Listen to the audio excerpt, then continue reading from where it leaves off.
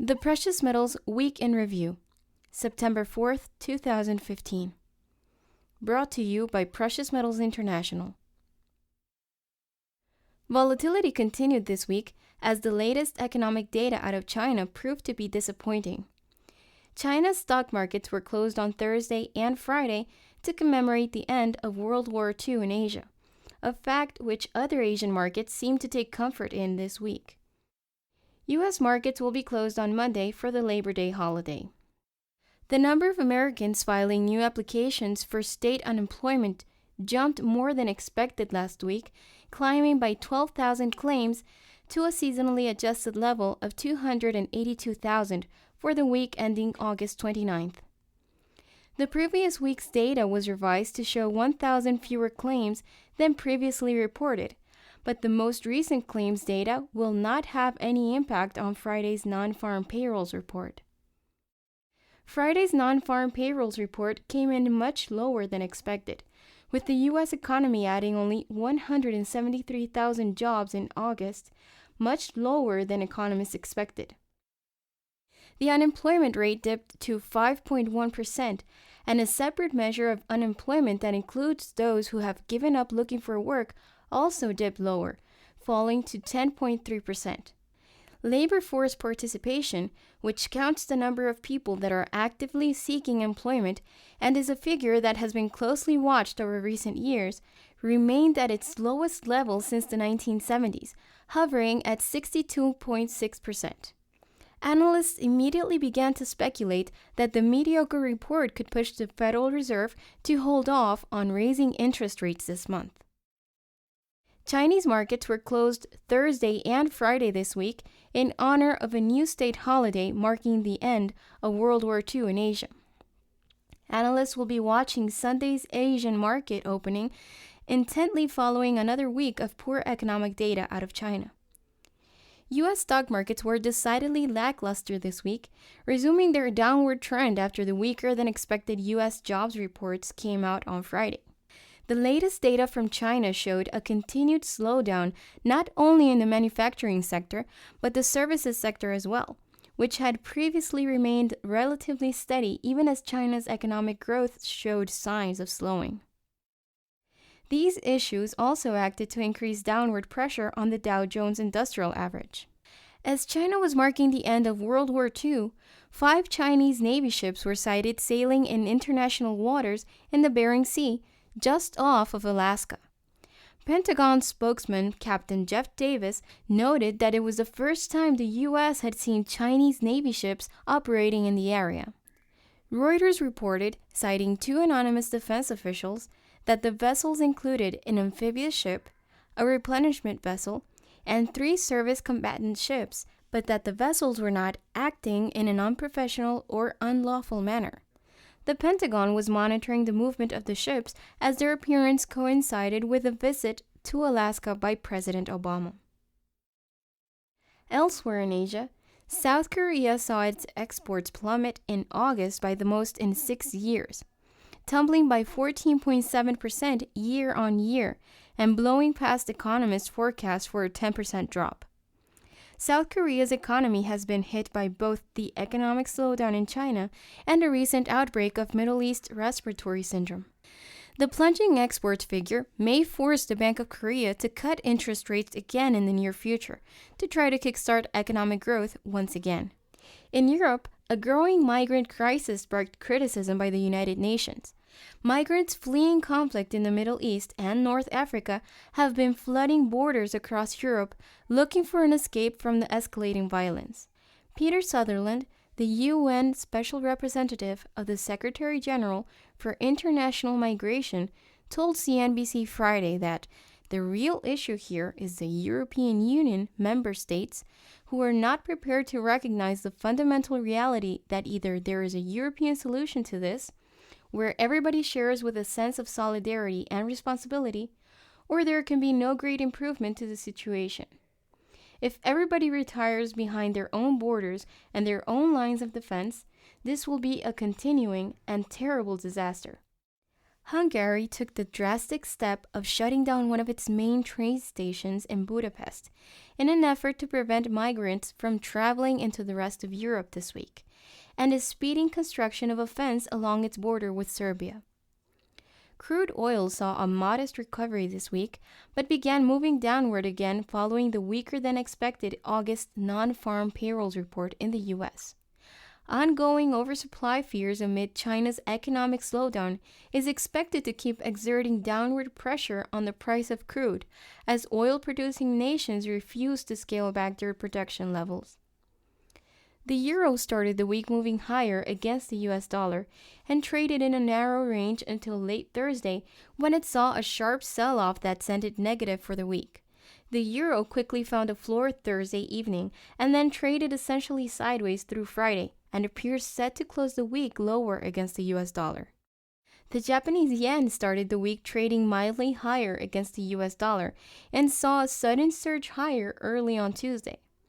The yen began drifting downward by Wednesday, but recovered ground and resumed its upward move through Friday and appears set to close the week higher against the US dollar. Volatility should be expected to continue.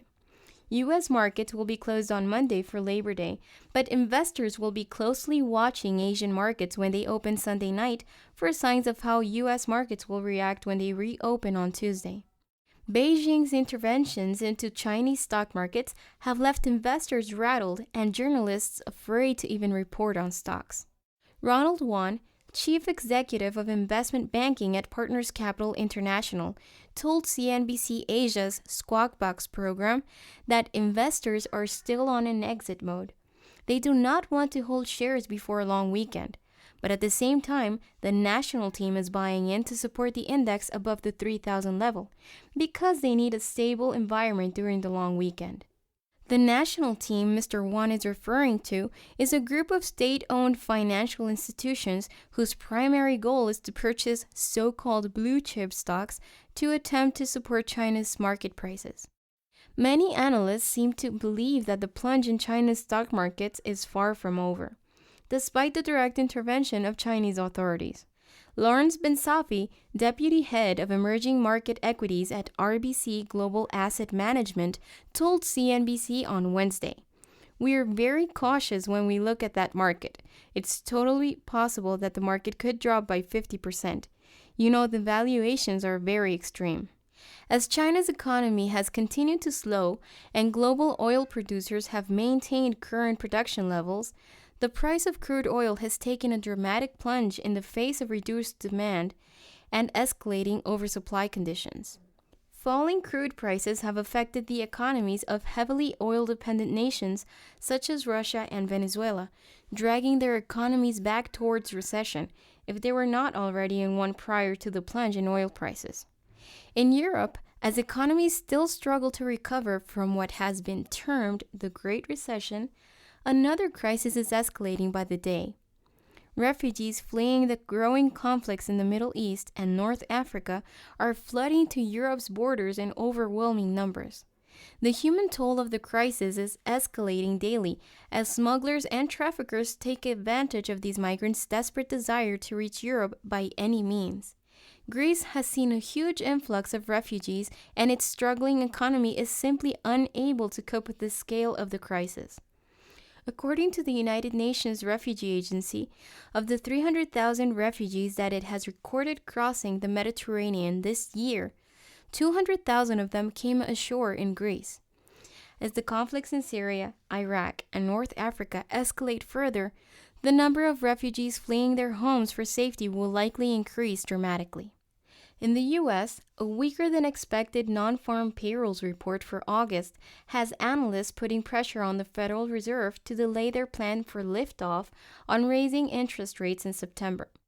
Notable Fed officials have recently expressed their desire to go ahead with an interest rate hike this month, and a failure to do so could imply that the global economy is not nearly as stable as has been reported and believed.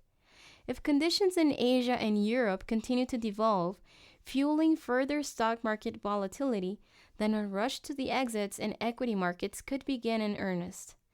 This weekend, it will be vital to monitor news out of Asia as China opens and operates for a full day before U.S. markets reopen on Tuesday. Renewed selling in global stock markets could very well trigger a matching sell-off in the U.S.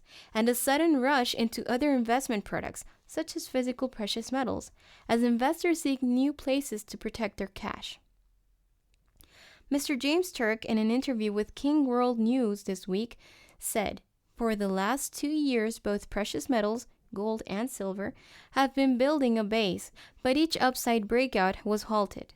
Both gold and silver are again attempting to turn higher, Eric, and when they do, they will be resuming their long-term uptrend.